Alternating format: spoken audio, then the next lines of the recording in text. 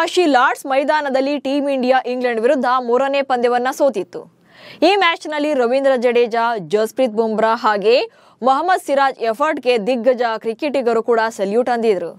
ಈ ಸೋಲಿನ ಹೊರತಾಗಿ ಕೂಡ ಕನ್ನಡಿಗ ಕೆಎಲ್ ರಾಹುಲ್ ಅಚ್ಚಳಿಯದ ಹೆಜ್ಜೆ ಗುರುತೊಂದನ್ನ ಮೂಡಿಸಿದ್ದಾರೆ. ಏನದು ಅನ್ನೋದನ್ನ ಹೇಳ್ತೇನೆ. ನಾನು ಶಾಂತ. ನೀವು ಸುದ್ದಿಯಾನದ ಸಬ್ಸ್ಕ್ರೈಬರ್ ಆಗೋದಿಕ್ಕೆ ಮರಿಬೇಡಿ.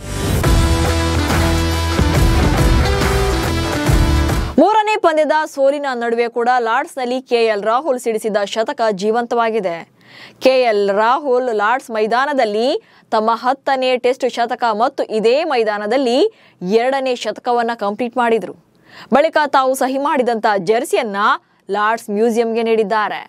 ರಾಹುಲ್ ಸಹಿಯೊಂದಿಗೆ ನೀಡಿದ ಜೆರ್ಸಿಯನ್ನ ಈಗ ಮ್ಯೂಸಿಯಂನಲ್ಲಿ ಪ್ರದರ್ಶನ ಮಾಡಲಾಗಿದೆ. ಕ್ರಿಕೆಟ್ ಲೋಕದ ಅತ್ಯಂತ ಪವಿತ್ರ ಮೈದಾನದಲ್ಲಿ ತಮ್ಮ ಹೆಸರನ್ನ ಕೆತ್ತಿದಂತ ಕ್ರಿಕೆಟ್ ಲೋಕದ ಸರ್ವಶ್ರೇಷ್ಠರ ಪ್ಯಾಂಥಿಯನ್ಗೆ ರಾಹುಲ್ ಜೆರ್ಸಿ ಕೂಡ ಶಾಶ್ವತವಾಗಿ ಸೇರ್ಪಡೆಯಾಗಿದೆ.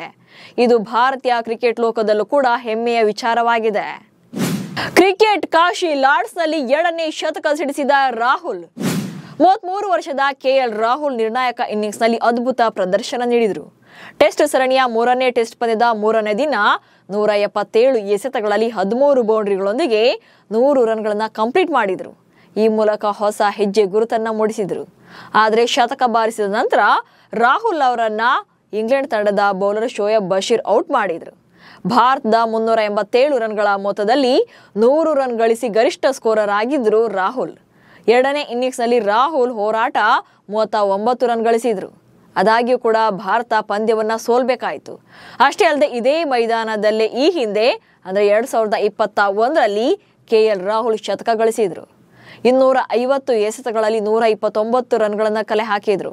ಟೀಂ ಇಂಡಿಯಾ ಆ ಟೆಸ್ಟ್ ಪಂದ್ಯವನ್ನ 5ನೇ ದಿನದಂದು 151 ರನ್ಗಳ ಅಂತರದಿಂದ ಗೆದ್ದುಕೊಂಡಿತ್ತು. ಟೀಂ ಇಂಡಿಯಾ ಪರ ಲಾರ್ಡ್ಸ್ ಮೈದಾನದಲ್ಲಿ 2 ಶತಕ ಸಿಡಿಸಿದ 2ನೇ ಆಟಗಾರ ಎಂಬ ಹೆಗ್ಗಳಿಕೆಯನ್ನ ಕೆಎಲ್ ರಾಹುಲ್ ತಮ್ಮದಾಗಿಸಿಕೊಂಡಿದ್ದಾರೆ.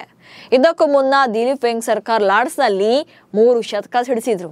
ಇದೀಗ 2ನೇ ಶತಕದೊಂದಿಗೆ ಕೆಎಲ್ ರಾಹುಲ್ ಪಟ್ಟಿಯಲ್ಲಿ ದ್ವಿತೀಯ ಸ್ಥಾನದಲ್ಲಿ ಕಾಣಿಸಿಕೊಂಡಿದ್ದಾರೆ.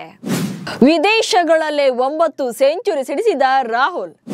ಕ್ಲಾಸಿಕ್ ಬ್ಯಾಟಿಂಗ್ನಿಂದಲೇ ಸದ್ದು ಮಾಡುತ್ತಿರುವಂತಹ ರಾಹುಲ್ ಟೆಸ್ಟ್ನಲ್ಲಿ ಹಲವು ದಾಖಲೆಗಳನ್ನು ಬರೆದಿದ್ದಾರೆ. ಇಂಗ್ಲೆಂಡ್ನಲ್ಲಿ 4 ಟೆಸ್ಟ್ ಶತಕಗಳನ್ನು ಗಳಿಸಿದ ಭಾರತ ಏಕೈಕ ಆರಂಭಿಕ ಬ್ಯಾಟರ್ ಕೆಎಲ್ ರಾಹುಲ್ ಆಗಿದ್ದಾರೆ. ಹಾಗೆ south Africa, England, New Zealand, Australia ಅಂದ್ರೆ ಸೇನಾ ರಾಷ್ಟ್ರಗಳಲ್ಲಿ ಆರಂಭಿಕನಾಗಿ ಕಣಕ್ಕಿಳಿದು ಅತಿ ಹೆಚ್ಚು ರನ್ ಗಳಿಸಿದ ಬ್ಯಾಟರ್ಗಳ ಪಟ್ಟಿಯಲ್ಲಿ ಕೆಎಲ್ ರಾಹುಲ್ ದ್ವಿತೀಯ ಸ್ಥಾನದಲ್ಲಿದ್ದಾರೆ. ಸುನಿಲ್ ಗವಾಸ್ಕರ್ ಅಗ್ರ ಸ್ಥಾನದಲ್ಲಿದ್ದಾರೆ. ಅಲ್ಲದೆ ಕೆಎಲ್ ರಾಹುಲ್ ಟೆಸ್ಟ್ ಕ್ರಿಕೆಟ್ನಲ್ಲಿ ಈವರೆಗೆ 10 ಶತಕಗಳನ್ನು ಕಂಪ್ಲೀಟ್ ಮಾಡಿದ್ದಾರೆ. ಇಂಟ್ರೆಸ್ಟಿಂಗ್ ವಿಚಾರ ಅಂದ್ರೆ ಇದರಲ್ಲಿ 9 ಸೆಂಚುರಿಗಳು ಮೂಡಿ ಬಂದಿರೋದು ವಿದೇಶದಲ್ಲಿ ಅನ್ನೋದೇ ಮೋಸ್ಟ್ ಇಂಪಾರ್ಟೆಂಟ್ ಆಗಿದೆ. ಒಟ್ಟಿನಲ್ಲಿ ಪ್ರಸ್ತುತ ಟೀಂ ಇಂಡಿಯಾದ ಟೆಸ್ಟ್ ತಂಡದಲ್ಲಿ ಭರವಸೆಯ ಹಾಗೆ ಅನುಭವಿ ಹಾಗೆ ಹಿರಿಯ ಆಟಗಾರನಾಗಿರುವಂತ ರಾಹುಲ್ ಅದ್ಭುತ ಇನ್ನಿಂಗ್ಸ್ ಅನ್ನು ಆಡ್ತಿದ್ದಾರೆ. ಜುಲೈ 23ರಿಂದ ಮ್ಯಾಂಚೆಸ್ಟರ್ನ ಓಲ್ಡ್ ಟ್ರಾಫರ್ಡ್ ನಲ್ಲಿ ನಡೆಯಲಿರುವಂತಹ 4ನೇ ಟೆಸ್ಟ್ ಪಂದ್ಯದಲ್ಲೂ ಕೂಡ ಓಪನರ್ ಆಗಿ ಬಿಗ್ ಇನ್ನಿಂಗ್ಸ್ ನ ಜವಾಬ್ದಾರಿ ಅವರ ಮೇಲಿದೆ. ನಮಸ್ಕಾರ.